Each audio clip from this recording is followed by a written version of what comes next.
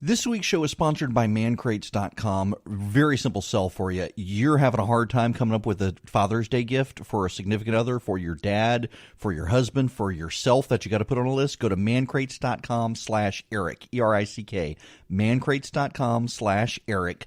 You will find something for everyone there who's a guy, and they come in these big wooden crates with a crowbar that you got to open.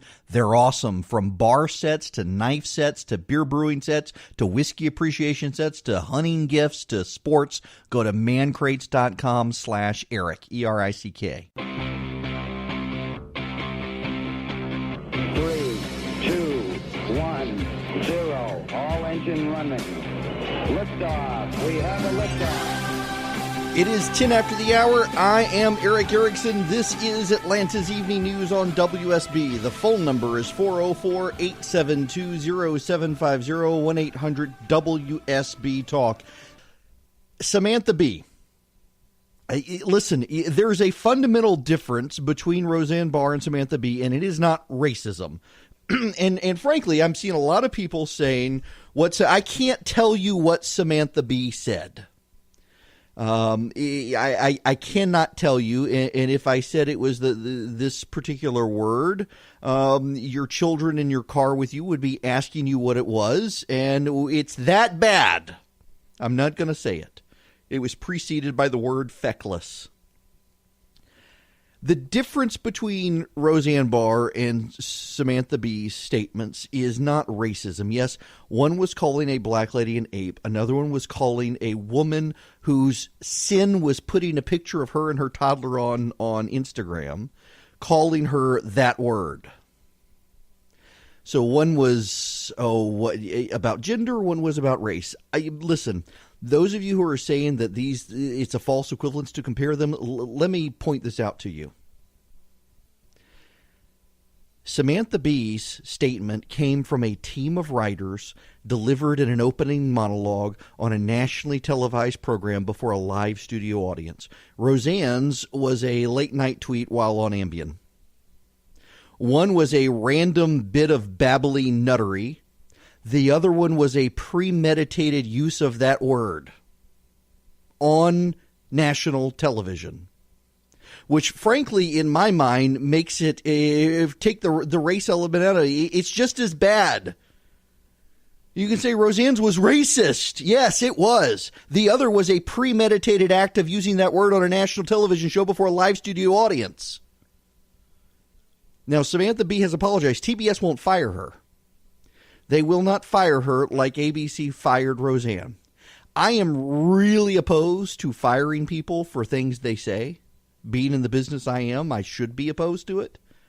But I'm also really opposed to businesses not having standards of decency. And it just seems more and more that there are standards of decency, but they're one way for the right and one way for the left. Y'all, this is...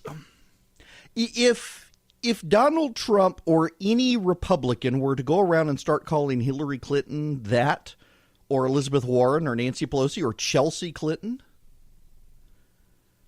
y'all, this is, it goes beyond bad behavior. It gets into civil discourse, and the fact that liberals were rushing to defend Samantha Bee and say, oh, whoa, it's not like Roseanne Barr. Roseanne Barr's was racist. Roseanne Barr's was a random act of crazy from a crazy person. And I get that ABC showed Roseanne Barr a lot of grace and mercy by giving her another chance for a national TV show after her history of bat poop crazy things that she's done and said.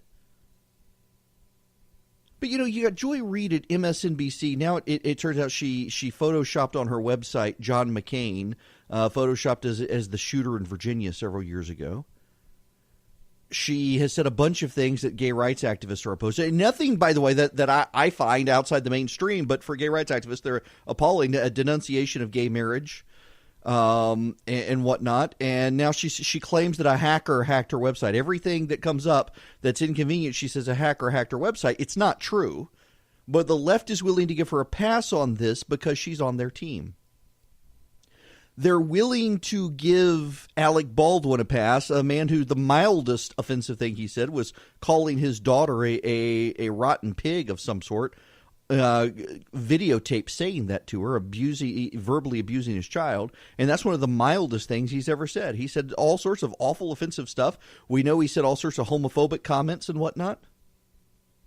And then there's, you take your pick of left-wing people. Look at all the people who called Condoleezza Rice and Colin Powell Uncle Toms, and called Condoleezza Rice and Aunt Jemima, one left-wing activist did. Or the people, there's a lady who writes for a website called The Root, which is actually a very popular website that covers race issues, and this lady called Ben Carson a porch monkey. She actually called him that.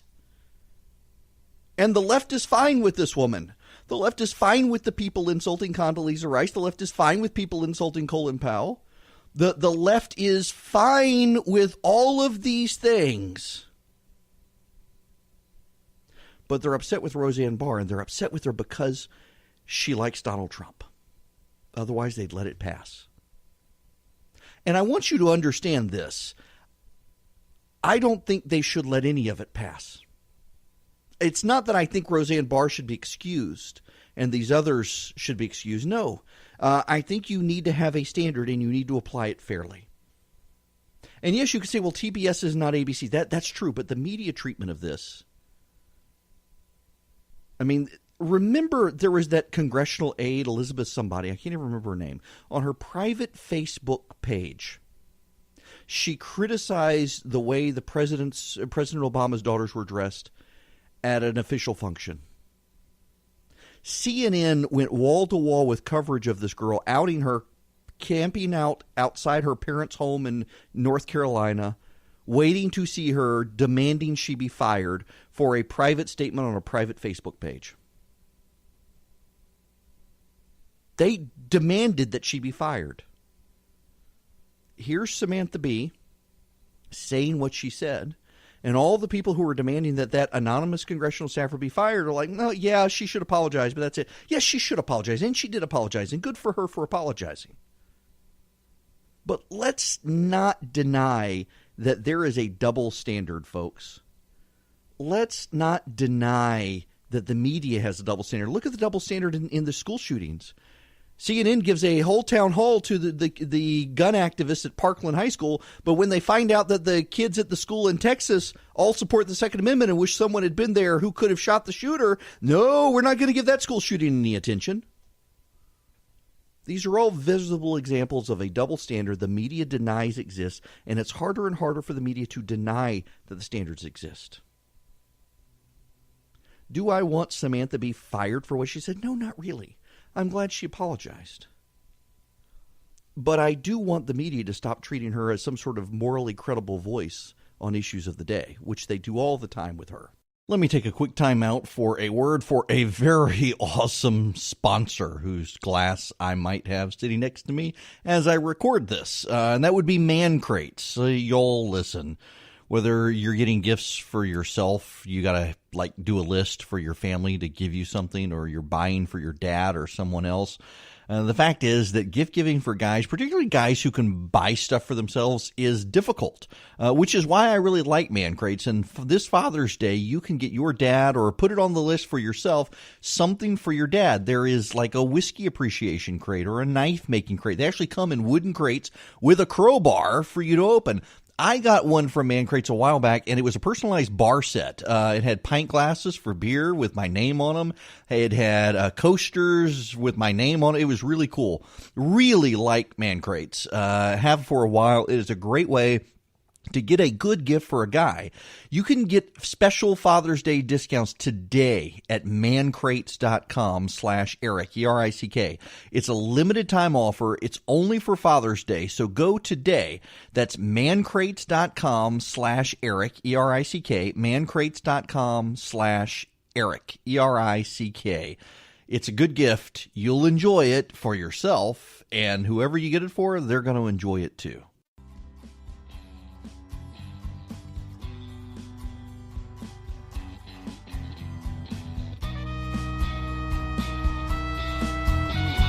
I have a feeling the longer we get into the evening, the more this is going to become the weather show. The storm's continuing to move south now.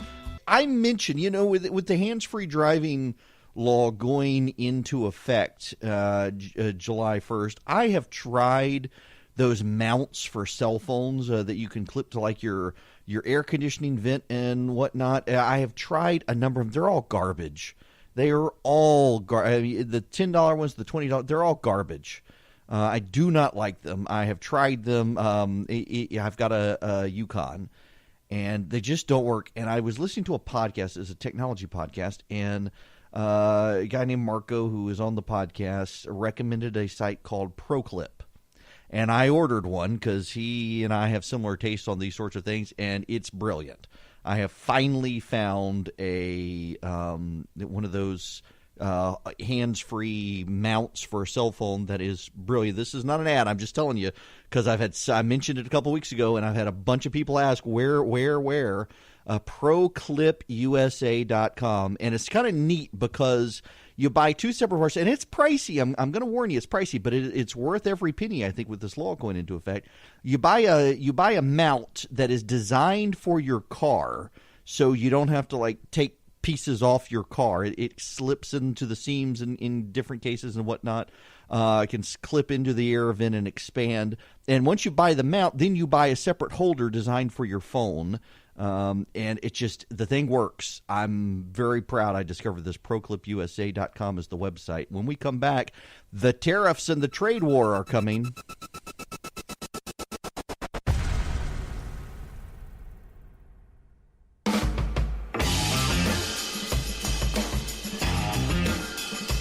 It's 5:40. I'm Eric Erickson. This is WSB. The phone number, 404-872-0750, 1-800-WSB Talk. We're going to have a trade war.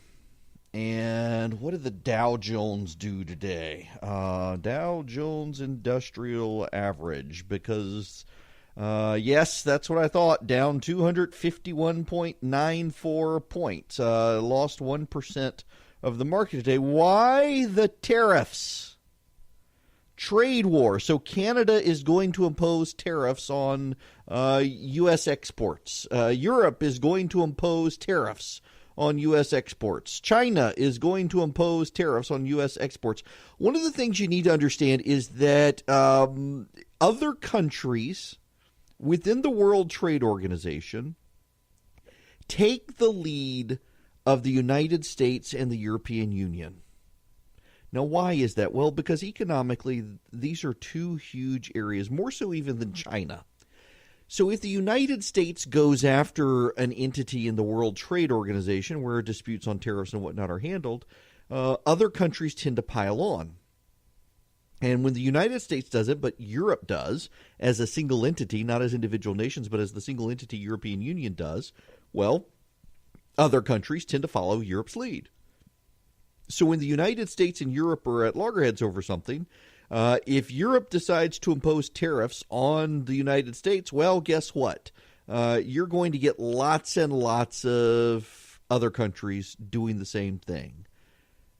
And that's what's going to happen. The president had assured European leaders, Canadians and Mexicans, that he wasn't going to impose the tariffs he originally was going to impose. He has changed his mind. He is going to do it. There is going to be a trade war. And this is going to hurt economically in the United States. Economically, the increase in costs will slow the American economy. And Republicans on Capitol Hill are freaking out about this because they've suddenly gotten to parity with Democrats in the generic ballot, and they're afraid the economic meltdown could happen before the midterm elections and really, really cost them if the president goes through with this. They are really spitting mad with the president this evening on Capitol Hill because of these tariffs. And it's only going to get worse. Here's the problem, is that the Europeans are responding with, in addition to the president imposing tariffs on imports into the country on steel and aluminum and the like, the European Union is going to impose them on American sporting goods, electronics, bourbon, things like that. Also, agricultural commodities are going to be hit. That's going to hurt American farmers. What's going to hurt you, though, is rudimentary things. A six-pack of beer will go up in price. because the aluminum for the beer can typically comes from out of this country. And the price is going to go up due to tariffs. That's going to be problematic for just minor things like having a beer. Your prices will go up for cars. Prices will go up for tools. Prices will go up on homes. All of these things because of the little bitty items and the varying items that go into those costs. The American people are probably going to really be upset by this. Now, here's another thing, is electronics manufacturers in this country manufacture many of their electronics in China. Whether you have an Android or an Apple device for your cell phone, that cost is going to go up because of the trade war with China. The president is going to begin imposing tariffs on China, and that is going to be deeply angering to a lot of people, particularly, Apple has their big event coming up next week. People are going to be paying attention to it, seeing what new products they unveil, and the costs will be more than they otherwise would be because of the trade war. Now, I'm going to go on and step out because we got folks on hold who want to chime in on this. I will be back momentarily.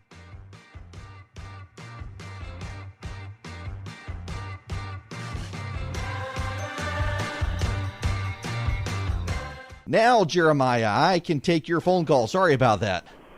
That's okay. I was just curious to get your thoughts if you think maybe China is more willing to risk a trade war just based on, our election process every, 4 years and 2 years, and plus the volatility that we've seen even with the elected official that we have in place right now. Oh, listen, yes, I think, even the Europeans are talking about this openly today. Several European diplomats are talking about the president's actions could hand Congress to the Democrats and be his undoing. China, of course, is thinking about that as well. If the economy goes south because of this, yes, I definitely think it hurts the Republicans, and that's why the ones on Capitol Hill are furious today. Kim in Johns Creek, you're up next. Welcome. Hey, thanks for taking my call. I'm absolutely spitting mad about this because it's messing with people's jobs. It's messing with people's retirement accounts. Mm-hmm. And I'm just wondering, do you think that Lawrence Kudlow and the Congress will be able to talk him out of this? I'm tired of this erratic policy. Because first he was going to do it, then he wasn't, now he's going to do it again. What do you think? Do you think they'll be able to talk him out of it? Because he's just, and they're right. He could hand over the Congress to the Democrats. I hope so. Larry Kudlow is vehemently opposed to these tariffs. So is, by the way, John Bolton, the new national security advisor. They are both vehemently opposed to these tariffs. Hopefully they'll get him to back down again, but he sounds like he wants to go through it now.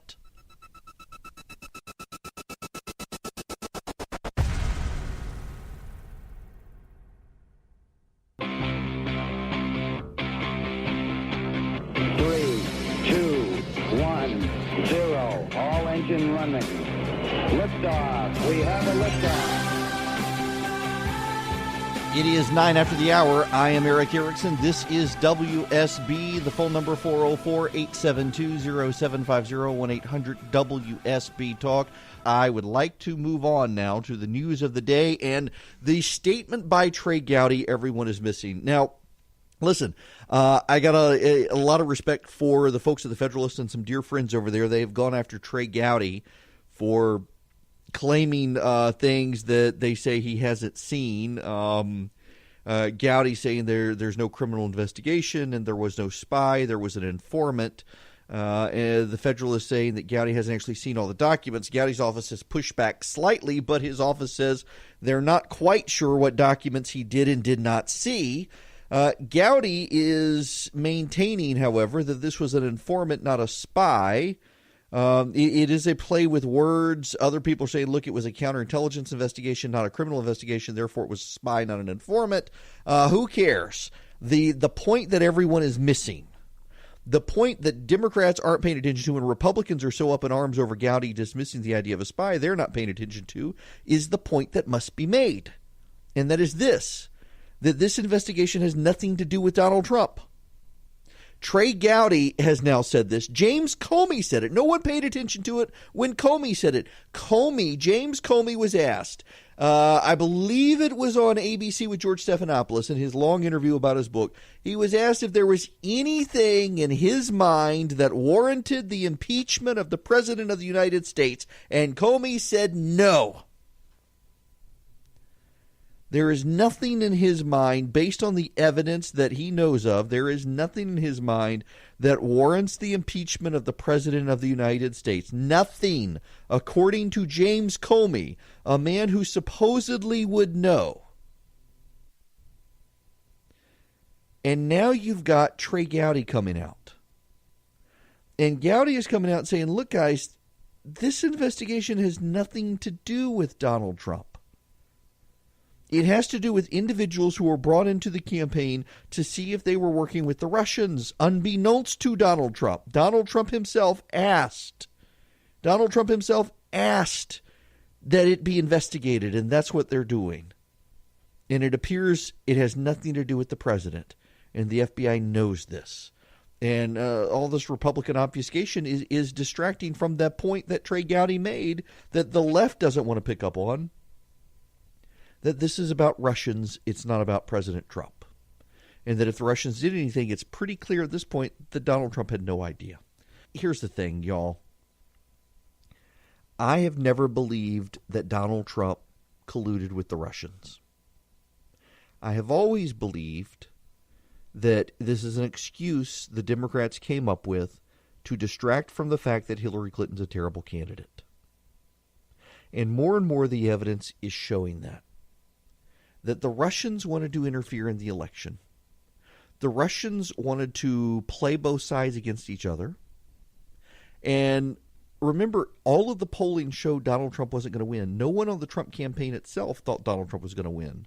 There's no evidence that the Russians hired pollsters. They were relying on American pollsters. And all the pollsters were saying there's no way this guy wins. In fact, he lost the popular vote. Turns out the polling was actually fairly accurate. It just wasn't at the specific state level for the Electoral College. But Hillary Clinton did win the popular vote.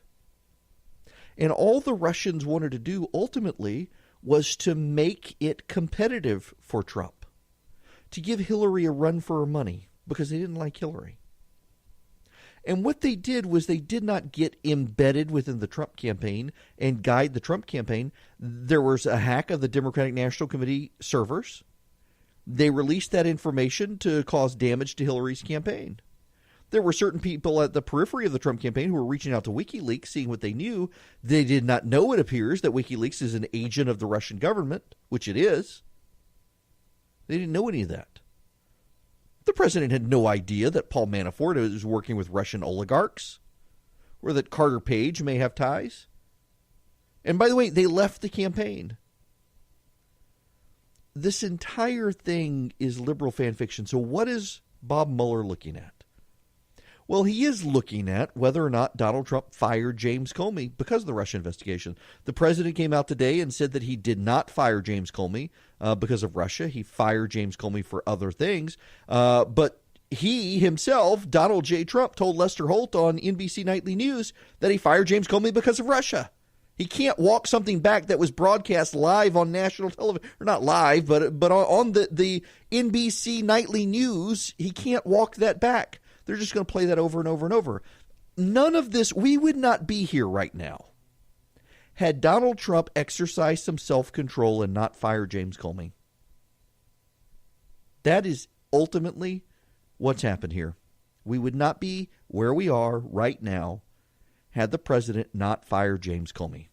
That was the precipitating event for the special counsel. And you can quibble with that, you can be upset with that, but that is the reality. Had Comey not been fired, we would not be here. And guess what? In all the stuff James Comey was looking at, and all the stuff he had uncovered before he left, he said he never saw anything that would warrant the impeachment of the president.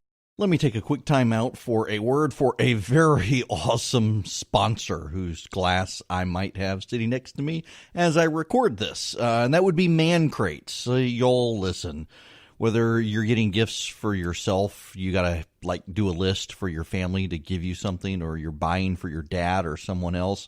The fact is that gift giving for guys, particularly guys who can buy stuff for themselves, is difficult, which is why I really like Man Crates. And this Father's Day, you can get your dad, or put it on the list for yourself, something for your dad. There is like a whiskey appreciation crate or a knife making crate. They actually come in wooden crates with a crowbar for you to open.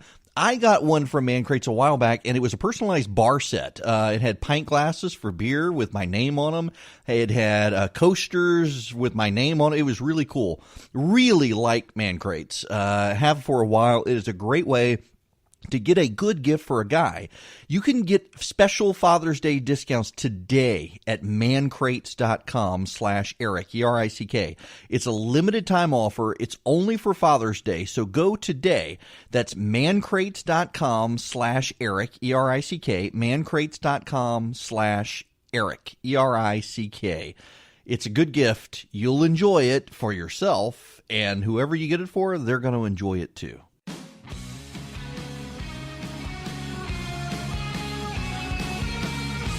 Y'all, I'm kind of tired of the rain, and we've needed it. I don't know that those of us in the mid-state and north in Georgia, I don't know that anybody has paid attention to the fact that the southern part of Georgia has been in a terrible drought for the last number of years, 3 or 4 years consecutively. South Georgia has been in a terrible drought and has had just so much rain.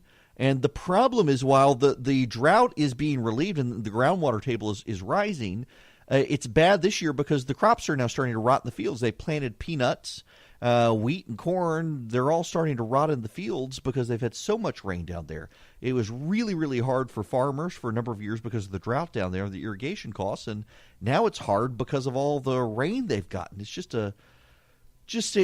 I feel bad for farmers. And now you got the tariff situation with the president. And this is really going to hurt farmers in this country because we export a lot of soybean and corn from this country.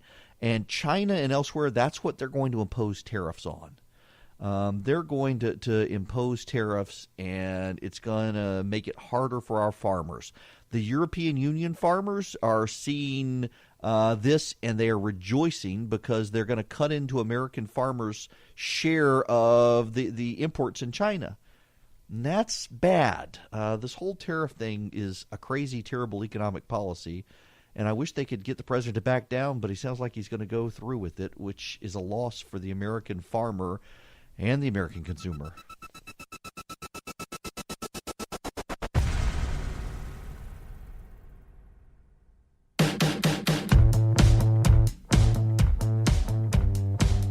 Auto Trader has released a statement.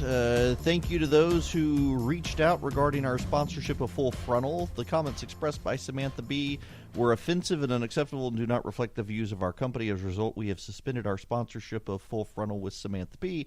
State Farm has also issued a similar statement. They will be dropping their advertising during the show. Good for them. I want to spend a little more time on this tariff issue. Not so much the ramifications of it, but this point. The reason the president can do what he's doing is because Congress abdicated its power and handed it over to the president. And they did it decades ago, before Donald Trump or Barack Obama were even on the scene. Congress routinely now has behaved as a parliament of pundits. I saw Jonah Goldberg refer to them as. Members of Congress of both parties go on TV and either defend or attack the president and his policies when it's actually they can write laws. Believe it or not, Congress has the power to write law. And there is a bipartisan number in Congress, at least a 2/3 majority in both houses, that is opposed to what the president has done. They can actually draft a law and undo what the president is doing on this. They actually can. They have that power, and they would have enough to overcome a veto by most people's calculation of the support in Congress. And it's somewhat crazy to see members of Congress out there complaining about this, running on TV to denounce it, when all they've got to do is enter a law. Just write one. And by the way, in the House of Representatives, if you have 218 members sign a discharge petition, the leadership of the House can't stop you.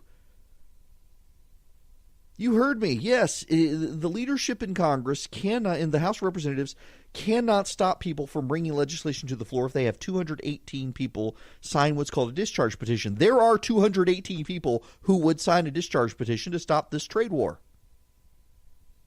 And you've got these Republicans in Congress who are livid because they think they're going to lose because the economy is going to go in the tank with the president's imposition of tariffs.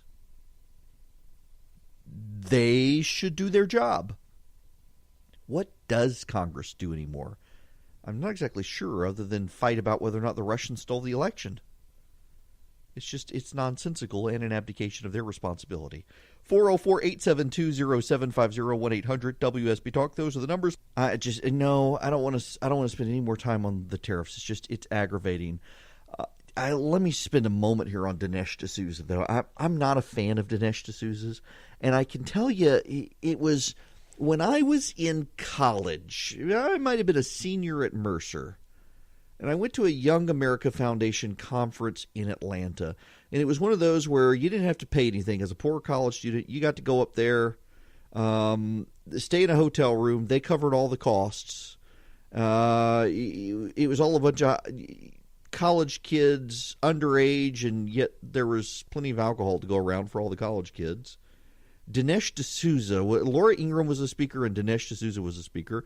I believe they were not. They might have been dating at the time, and I wasn't impressed with him then, and I've never really been impressed with Dinesh D'Souza. He's kind of like an intellectual for people who aren't, and I think he's. I mean, he conservatives love him because he says all the things that conservatives love. But I was never, even in college, I never thought that there was real depth there. I thought it was always kind of overrated. And in the last couple of years, I mean, he's just kind of descended into hackery, I thought, even before Trump.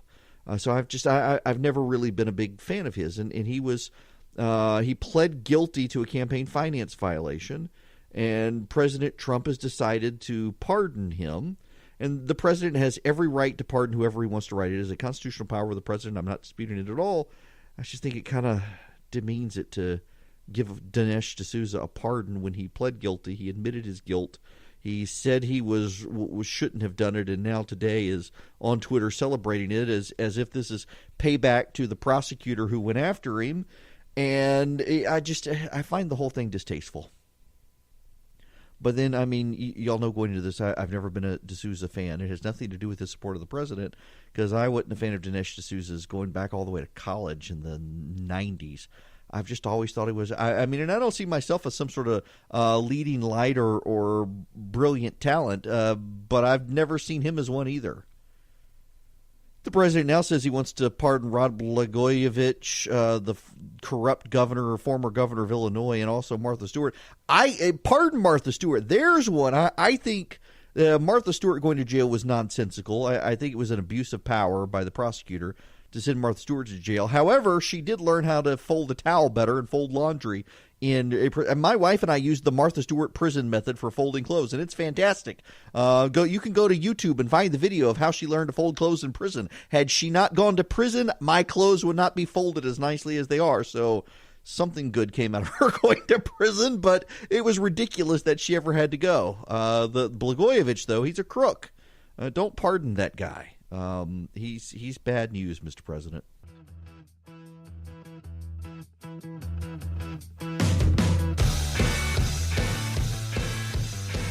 Kudos to WSB TV upstairs.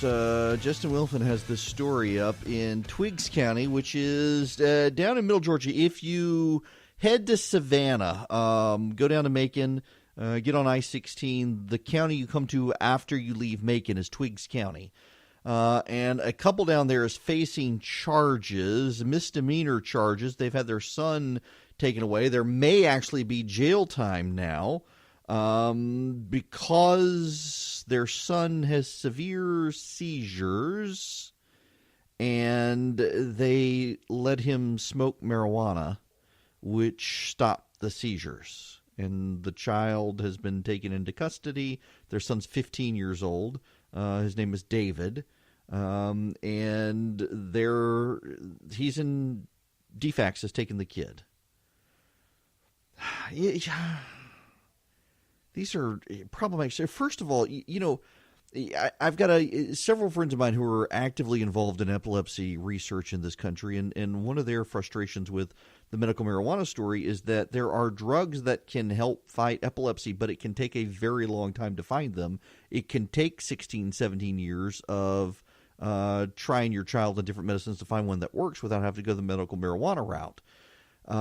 At the same time, the situation solved their son's problem, and I don't know that the state should be punishing parents for helping their child, which is what this was.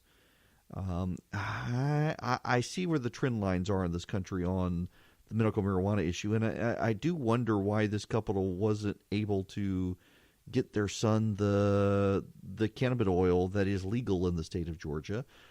Perhaps because they did not have the means to obtain it, given the way the law is structured in Georgia, as so many others are, which is just it's an unfortunate, sad situation. And I think we're probably going to have many more conversations about the legalization of marijuana in the states over the next several years.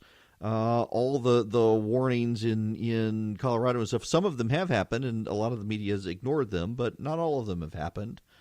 And, well, it'll be interesting to see. But I feel bad for this couple, Matthew and Susanna Brills, down in Twiggs County, facing possible jail time for helping their 15-year-old overcome his seizures. Sad.